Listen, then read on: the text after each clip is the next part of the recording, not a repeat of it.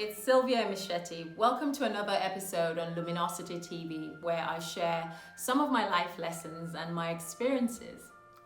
So today I wanted to talk to you all about the power of the spoken word. Have you ever wondered what power lies in one simple body part that we all have? Which body part do you think I'm referring to? Wait for it. Your lips. The words that come out of them carry so much weight and can either make or break the ears that are hearing them. Typically, the one that hears them first. And who might that be? Well, you guessed it, yours. So today I wanted to talk to you again about the power of the spoken word. As human beings, we have several means of communicating with each other. So, for instance, I can talk to you with my eyes. I can't wink, actually. Or I can make you understand me with my nose. And maybe even with my fingers. But more importantly, when you are within the presence of my voice and I'm actually speaking words to you, what I say can determine the feeling and the emotions that arise within you. It can inspire you and motivate you, or it can oppress you and depress you. They always say that whoever is fanning the flame is more likely to be the one that gets burnt. Why? Because that person is the one closest to it. And that's the same with the words that we speak. So the effect of the words that we speak always comes back to us. So you might think that you are directing it to someone else, but ultimately it forms a thread around you that's attached to you, and like a boomerang, it always finds its starting point. So how does words affect us? A few weeks ago, during the lockdown, I had the pleasure of listening to a local radio program in Nigeria called The Signs of Our Times, in which the speaker actually said something that really resonated with me. I mean, we all know there's been a pandemic that's totally changed our lives. Unless you've been living under a rock, you already know. But also during that time of the pandemic, there was a new wave of change that began with a few simple words from a young man. It was so touching, and it woke up something in the hearts of millions of people around the world. It was simply, I can't breathe. And these words actually shook so many of us intuitively, and it was almost like a call to action that many of us didn't even realize it. But subconsciously, those words traveled and echoed in the souls of many, and it awakened something in our minds. Apart from the unfortunate incident that led to the loss of life of this young man, the words of this man was pouring out of his soul in that extraordinary circumstance. But yet it was so powerful that we felt his pain across the world, regardless of our race, our color, our class, our social standing, our beliefs, unless you're not human. But as human beings, something about his words resonated with us. And as I listened to the radio program, I remember the speaker saying that those words actually affected each of us individually without us even knowing it, because we suddenly realized that we were going through the same thing as that man was. We were not on the floor with someone's knee on our throat, but we couldn't breathe. What we were trying to say to ourselves is, I can't breathe in my job. I can't breathe because I've lost my job. I can't breathe because my lungs are filled with a virus that I don't know, that doesn't have a cure. I can't breathe with all of the bills that I have to pay. I can't breathe because there's hardly any food for me and my family to eat. And I can't breathe in this relationship that I'm stuck in. And for others, it was, I can't breathe because I can't find a relationship to be stuck in. I can't breathe in this marriage. I can't breathe with all of the toxic friendships that I have. I'm choking. We were all choking. And those words of this young man inspired a wave of change, not just as a race or as a humanity, but as individuals. It allowed many of us to look at ourselves and make the necessary changes in our lives that would help us breathe again. That is the power of words. Those who needed a divorce got one. Those who needed new jobs lost their old ones. Toxic friendships dissolved. Don't call me, I won't call you. Roommates moved out. Engagements were called off. Relationships broke up.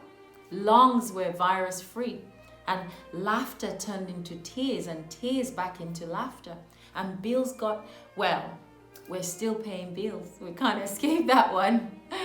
So you don't have to be a Judge Floyd for your words to bear fruit and affect the world. But you do need to choose it wisely, because it affects your entire environment and it determines your state of mind, whether you are going to be happy or unhappy.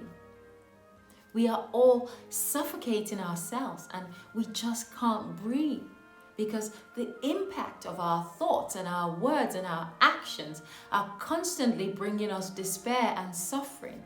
Because yet again, the gift of these lips that we have been given has been put to the wrong use. We are not able to articulate what the Spirit wants because of different things, because of our environment, because of fear of what people might say and how they might look at us. So what you are thinking does not match what you are saying. And when you do that over time in the course of your existence, and I always tell you, I'm not referring to just this earth life, I mean your entire existence, then manifestations of your outward life does not match your inward life. You look like a fraud. So again, the words that come out of your mouth, you're the first one to hear it. But it goes out into the world and it gathers momentum. And with that, it gathers momentum with all of the similar words that are on the same wavelength. And when it comes back to you, because guaranteed it will, it hits you with an even bigger magnitude than what you yourself put out in the first place. So take care of your lips. And I don't mean exfoliating them and applying lip balm. I mean, when you open them, be genuine and true. Too many perfectionists these days. Perfectionists in telling lies. It's a pandemic in itself. Everywhere you look, people are talking. But just observe those who talk. Just allow yourself to intuitively feel what you are listening to. It won't take too long for you to realize who is talking to you just for their own gain and just for their own benefit, and who is genuinely trying to help you with their words. Because behind those words, you can smell the empty promises. You can smell the sale pitch and the high-sounding words and all the gibberish. And of course, you can tell the ones who want to take you for a fool. So why is it that as a humanity, we are afraid of silence? There's a talking pandemic. Why can't we sit in thought for a minute or two and find inner composure before we speak? Why is it even more difficult these days to say, I don't know. I just don't know. Ego. Intellectual ego. And when there's an imbalance between what you are thinking and what you are saying, it affects you spiritually and physically. Because if someone walks into a room and your first impression of them is how dreadful you think they look in what they're wearing, and yet when your lips open, you compliment them and tell them how beautiful their dress looks, what do you think happens to your spirit at this point? Because you have created a thought that doesn't match the words that you are speaking. And so when there's an imbalance, there's a problem. There's an immediate shift in your aura, and it's almost like a dent on your true self. And that is why I respect people who stick to what they say.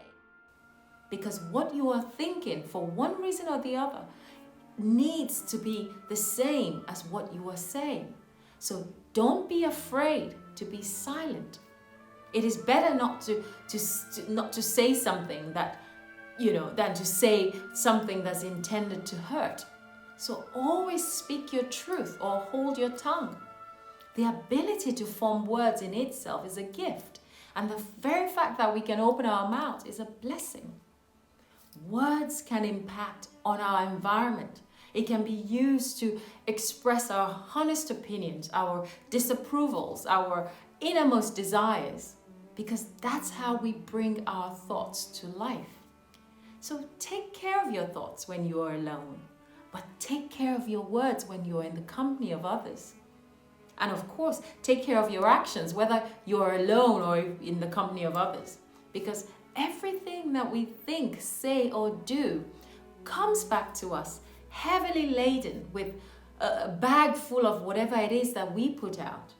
So please, fill your bags with kind words, encouraging words, inspiring words, words that have the ability to bring joy and upliftment to the listeners, words that will generate feelings of laughter, of happiness and good vibes.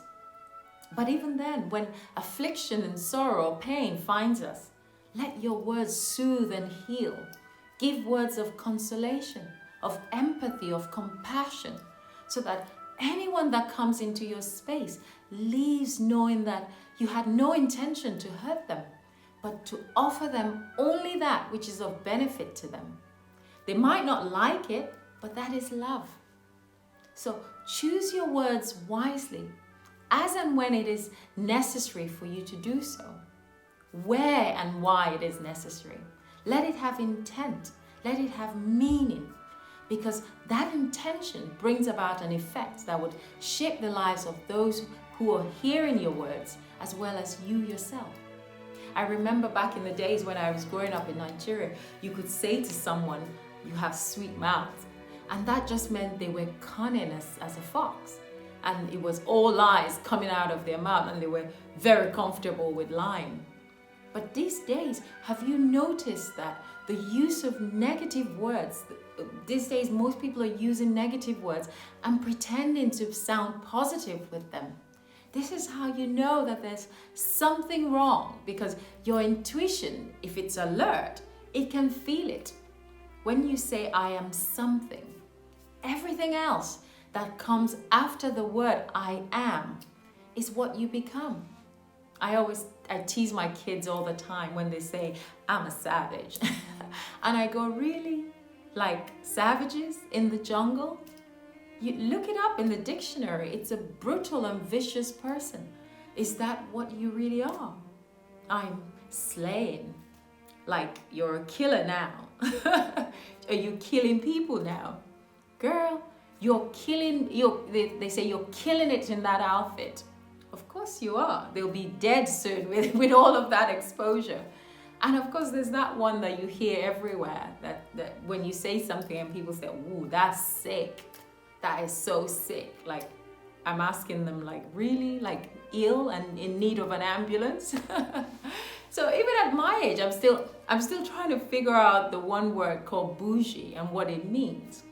I used to know bourgeois, which was something classy and stylish, but I still can't point out what bougie means.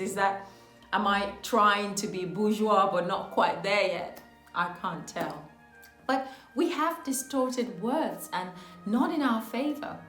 And we tend to make it sound acceptable because we are unconsciously being led in the wrong direction with this new challenges and new trends and new wave of everything. I keep saying one of these days there would be a new challenge to jump off a cliff. I'd like to see how many sign up for that. But we don't realize that these things, because we are not using the one tool that we have at our disposal that would help us see the woods for the trees, our intuition, which is always right, always knows the right thing to do. So stop getting carried away with empty words, demeaning words, words that don't describe who you truly are. Because again, you need to know who you are.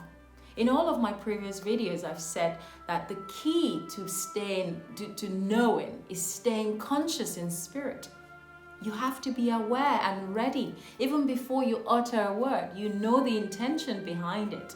So when that word comes back to you, it doesn't come back as a hurt, as something that will hurt. I pray that we all find the strength to express ourselves with love and with kindness to our fellow human beings.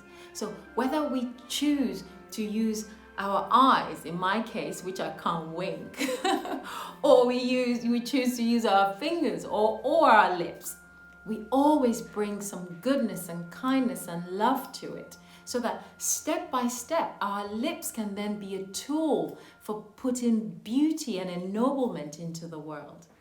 So until next time on Luminosity TV, wherever you are, please say what you mean and mean what you say.